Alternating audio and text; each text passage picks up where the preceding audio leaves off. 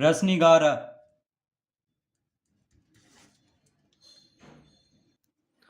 बताइए कि निम्नलिखित कथन सत्य है या असत्य। कारण सहित अपने उत्तर की पुष्टि कीजिए। पहला, tan a का मान सदैव 1 से कम होता है। तो पहला में हम एक समकोण त्रिभुज लेंगे, उसके बाद ही समझ में आएगा। तो एक समकोण त्रिभुज हम ले लेते हैं यहाँ पे। तो मान लेते हैं कि ये है समकोण त्रिभुज ABC, जो कि कोण B समकोण है, यानी कोण B 90 डिग्री है। तो इसमें और मान लेते हैं कि AC है 5, BC है 4 और AB है 3। ठीक है, मान लेते हैं कि AC है 5, BC है 4 और AB है 3। ठीक है, इकाई में या सेंटीमीटर में, कुछ में मान लेते हैं इकाई में है। तो AC 5 इकाई, BC 4 इकाई और AB 3 इकाई।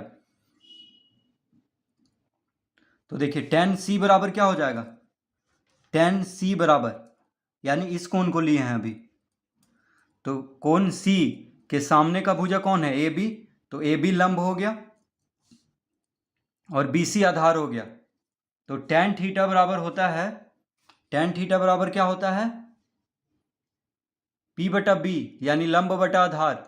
तो लंब को P से और आधार को B से लिखते हैं। तो tan थीटा बराबर क्या होता है, P बटा B, यानी लंब बटा आधार, और कर्ण को H से लिखते हैं। ठीक है, तो tan थीटा बराबर क्या होता है, P बटा B, P बटा B। तो tan C है, यानी कोण C यहाँ पे लेना है। तो कोण C का सम्मुख भुजा कौन है, AB। तो AB लंब हो गया, यानी AB बटा, अब tan C का संलग्न भुजा BC है, BC आधार हो जाएगा, यानी AB बटा BC। तो AB कितना है 3, BC कितना है 4, यानी 3 बटा 4 आया, जो कि 1 से कम है। देखिए 3 को 4 से भाग देंगे, यहाँ पे हर बड़ा है, तो 3 को 4 से भाग देंगे तो 1 से कम होगा। तो इस तरह हम लिख लेते हैं, यानी 3 बटा 4 1 से कम होता है। 3 बटा 4 से बड़ा 1 है, क्योंकि 3 को 4 से भाग देंगे तो दशमलव में आएगा, 0 दशमलव कुछ, क्योंकि अंश छोटा है, हर बड़ा है। ठीक है, अब tan A ले लेते हैं। तो tan A बराबर, तो tan थीटा बराबर होता है P बटा B। क्या होता है, P बटा B। अब देखिए tan A, कोण A लेना है, तो कोण A का सामने का भुजा BC है। कोण A का सामने का भुजा कौन है, BC। तो BC लंब हो गया और AB आधार हो गया, यानी BC बटा AB लिख लेंगे। क्या लिखेंगे, BC बटा AB। तो BC कितना है 4 है, AB कितना है 3 है। तो देखिए tan C बराबर क्या था, AB बटा BC, लेकिन tan A बराबर हो गया BC बटा AB। ठीक है, कोण बदला तो यहाँ पे आधार और लंब भी बदल गया है। यहाँ पे tan C बराबर क्या था, AB लंब है, tan C में AB लंब है और BC आधार है। और tan A में क्या हो गया, BC लंब और AB आधार। तो देखिए 4 बटा 3, यानी अंश बड़ा हो गया और हर छोटा हो गया। तो 4 को 3 से भाग देंगे तो 1 से बड़ा होगा, यानी 4 बटा 3 बड़ा है 1 से, 1 से बड़ा है। तो कभी बड़ा कभी छोटा मान आ सकता है tan A का। तो देखिए tan A का मान 1 से बड़ा आया है। तो प्रश्न में क्या कह रहा है कि tan A का मान सदैव 1 से कम होता है। तो tan A का मान यहाँ पे बड़ा आया है, यानी सदैव 1 से कम नहीं होता, कभी बड़ा आएगा कभी छोटा। मान लेते अगर हम 4 को यहाँ लिख देते और 3 को यहाँ लिख देते तो 1 से कम जाता। देखिए अगर C के जगह पे A लिख देते तो 1 से कम जाता, यानी कभी छोटा या कभी बड़ा आ सकता है। tan A का मान सदैव 1 से कम नहीं होगा। तो इसका उत्तर हो जाएगा, तो हम यहाँ पे लिख देते हैं, यहाँ tan A का मान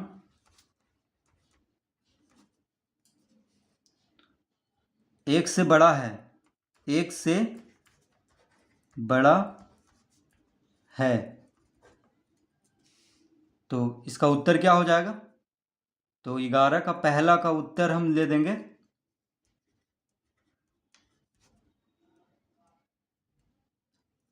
असत्य, यानी tan a का मान सदैव एक से कम नहीं होता है, एक से बड़ा भी हो जाता है। ठीक है, तो इसका उत्तर असत्य होगा। तो इस तरह हम आसानी से समझ सकते हैं, क्योंकि कभी आधार बड़ा हो जाएगा, कभी लंब बड़ा हो जाएगा, इसीलिए tan a का मान कभी एक से कम आएगा, कभी एक से ज़्यादा आएगा, सदैव एक से कम नहीं आएगा। तो इसका उत्तर क्या होगा? असत्य। अब दूसरा, तो दूसरा प्रश्न, कोण ए के किसी मान के लिए sec a बराबर 12/5। तो दूसरा में क्या है? कोण ए के किसी मान के लिए sec a बराबर 12/5। तो देखिए प्रश्न 11 का दूसरा,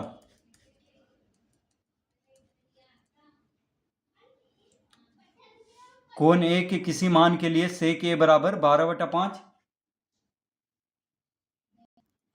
तो देखिए sec a, तो sec a बराबर यानी sec थीटा बराबर क्या होता है? कर्ण बटा आधार, यानी h/b क्या होता है? h/b। तो h को क्या लिखते हैं? कर्ण, यानी कर्ण बटा b किसको लिखते हैं? आधार को। तो sec थीटा बराबर क्या होता है? कर्ण बटा आधार।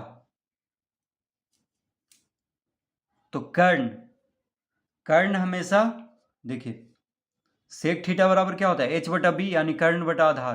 तो कर्ण को h से, आधार को b से और लंब को p से लिखते हैं। तो कर्ण हमेशा आधार और लंब से बड़ा होता है। कर्ण, देखिए कर्ण जो होता है आधार से भी बड़ा होता है और लंब से भी बड़ा होता है। तो यहाँ पे sec थीटा बराबर क्या होता है? कर्ण बटा आधार। तो कर्ण हमेशा आधार से बड़ा होता है। तो बराबर कितना दिया है? 12/5। तो sec a बराबर कर्ण बटा आधार होता है और कर्ण आधार से बड़ा होता है। तो देखिए ये तो मान सही लग रहा है, क्योंकि आधार छोटा है और कर्ण बड़ा है। तो ये सत्य होगा इसका उत्तर, क्योंकि कर्ण जो होता है आधार से या लंब से, दोनों से बड़ा होता है। तो कर्ण की जगह पे क्या है? 12 है, यानी कर्ण 12 है, 12 इकाई, और आधार 5 इकाई। तो ये हो सकता है, यानी ये सत्य है। तो हम क्या लिखेंगे? कर्ण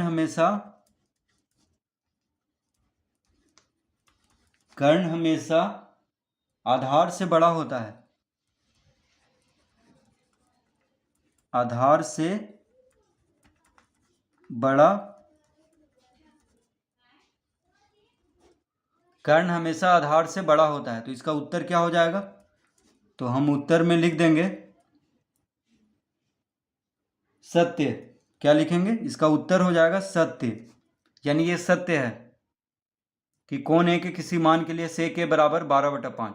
ये सत्य है, क्योंकि कर्ण हमेशा आधार से बड़ा होता है। इस तरह हम इसको समझेंगे। अब तीसरा,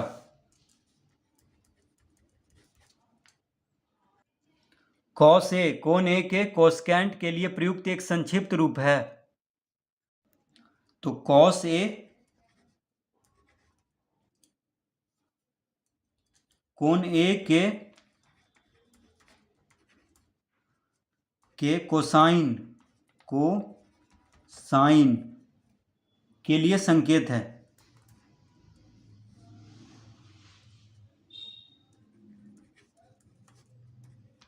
के लिए संकेत है। कॉस ए कोण ए के कोसाइन के लिए संकेत है। तो यहाँ पे क्या कह रहा है? कॉस ए कोण ए के कोसकेंट के लिए प्रयुक्त एक संक्षिप्त रूप है। तो यह सत्य होगा, क्योंकि कॉस ए जो है कोसाइन को कहते हैं, कोण ए के कोसाइन को। ठीक है, कोसकेंट के लिए कॉसेक कहते हैं, यानी कॉसेक ए कोण ए के कोसकेंट के लिए प्रयुक्त एक संक्षिप्त रूप होगा। तो यहाँ पे कॉस ए जो है, कॉस ए किसका संक्षिप्त रूप है? कोसाइन का। यानी कॉस किसका संक्षिप्त रूप है? कोसाइन का, और कॉसेक है कॉस्केंट का। तो इसका उत्तर क्या हो जाएगा? असत्य। इसका उत्तर होगा असत्य, क्योंकि कॉस एक कोण ए के कोसाइन के लिए संकेत है, ना कि कॉस्केंट के लिए। ठीक है, तो कॉस किसका संक्षिप्त रूप है? कोसाइन के लिए। और प्रश्न में क्या दिया हुआ है? कॉस ए कोण ए के कॉस्केंट के लिए प्रयुक्त एक संक्षिप्त रूप है, तो वो गलत है, क्योंकि कॉस ए कोसाइन के लिए प्रयुक्त होता है, यानी कॉस ए कोण ए के कोसाइन के लिए संकेत है। तो इसका उत्तर असत्य होगा।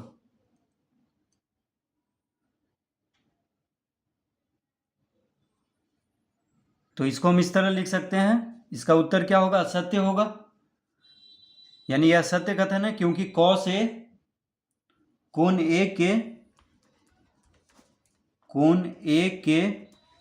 कोसाइन के लिए संकेत है,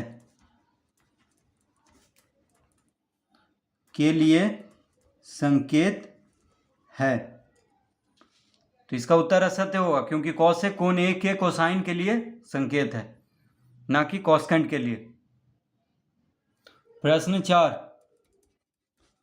कॉट ए कॉट और ए का गुणनफल होता है, तो इसका उत्तर भी लिखेंगे असत्य। इसका उत्तर भी क्या होगा? असत्य होगा। क्यों होगा? तो लिखेंगे क्योंकि, तो क्या कह रहा है? कॉट और ए का गुणनफल होता है, तो असत्य लिखेंगे, क्योंकि कॉट ए एक संकेत है। क्या लिखेंगे? कॉट ए एक संकेत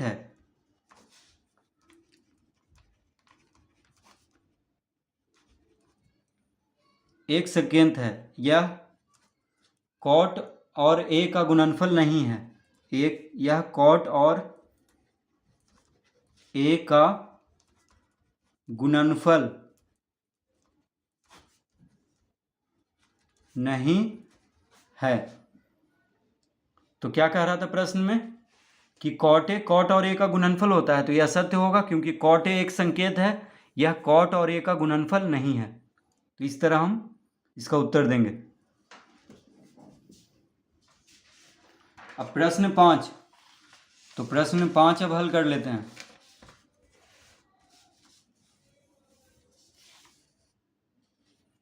तो प्रश्न 5 क्या है? किसी भी कोण थीटा के लिए साइन थीटा बराबर 4/3, तो इसका उत्तर क्या लिखेंगे? असत्य। इसका उत्तर हम लिखेंगे असत्य। क्यों लिखेंगे? तो लिखेंगे क्योंकि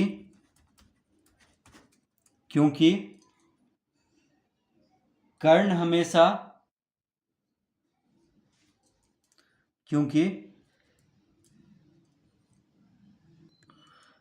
क्योंकि लंब हमेशा कर्ण से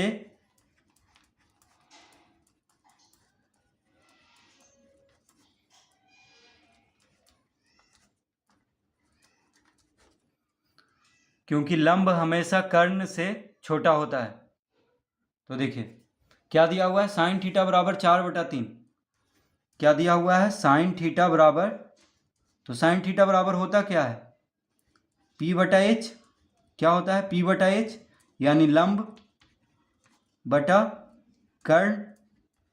साइन थीटा बराबर क्या होता है? लंब बटा कर्ण, बराबर कितना दिया हुआ है? 4/3। तो देखिए यह असत्य है, क्योंकि कर्ण हमेशा लंब से बड़ा होता है, या लंब हमेशा कर्ण से छोटा होता है। तो देखिए कर्ण यहाँ पे 3 है और लंब कितना है? 4 है, तो ये तो गलत है, क्योंकि कर्ण हमेशा लंब से बड़ा होता है, या इसको इस तरह कह सकते हैं कि लंब हमेशा कर्ण से छोटा होता है। तो ये तो गलत है, यानी साइन थीटा कभी भी 4/3 नहीं हो सकता है। ठीक है, तो यहाँ पे हम साइन थीटा बराबर नहीं है 4/3 की, यानी इस तरह हम काट देंगे।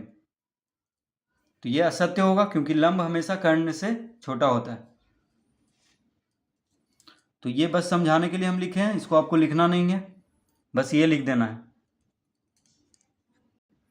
तो इस तरह प्रश्न 11 हल करेंगे।